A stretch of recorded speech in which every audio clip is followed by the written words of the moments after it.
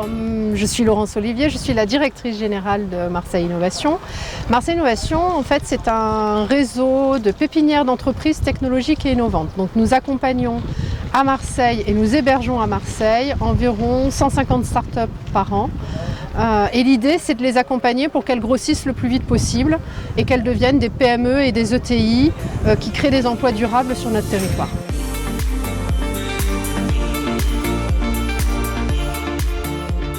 Quatre lieux aujourd'hui, 2 sur le Technopole de Château-Gombert, un au pôle média de la Belle de Mai sur le sujet des industries culturelles et créatives, un en plein cœur de ville à Marseille, et nous y accompagnons actuellement 150 startups.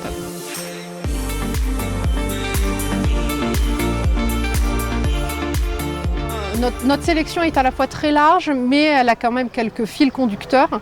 Le premier fil conducteur reste l'innovation. Qu'elle soit technologique ou non technologique. Ça passe aussi par les entrepreneurs qui vont porter ce projet, leurs équipes. Et puis surtout, un des critères qui est devenu un critère fondamental à Marseille Innovation, c'est celui du bon sens. C'est-à-dire qu'est-ce que je crée, qu'est-ce que j'ai produit, qu'est-ce que je conçois comme service et surtout à quels besoins je vais répondre.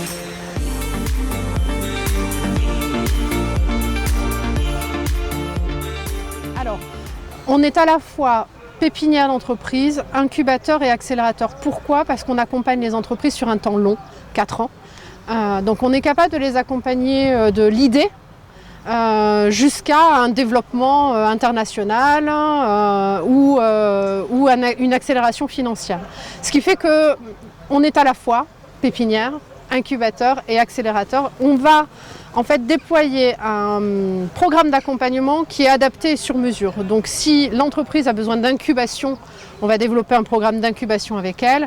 Et si c'est un programme d'accélération, qu'il soit financier ou si c'est un programme d'accélération à l'international, on sera en mesure aussi de lui apporter parce qu'on court en fait une large période qui est quand même les 4 premières années de vie de la start-up.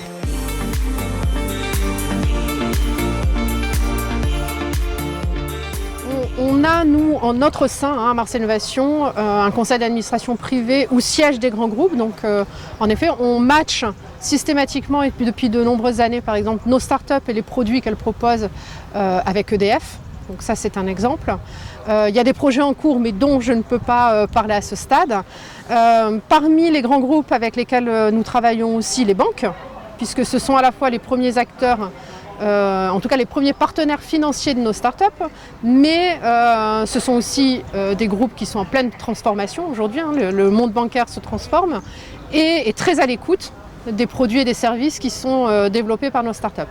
Et après, on travaille surtout avec les groupes de notre tissu économique local sur la métropole Aix-Marseille-Provence, et on travaille particulièrement avec quelques PME et ETI aussi du territoire.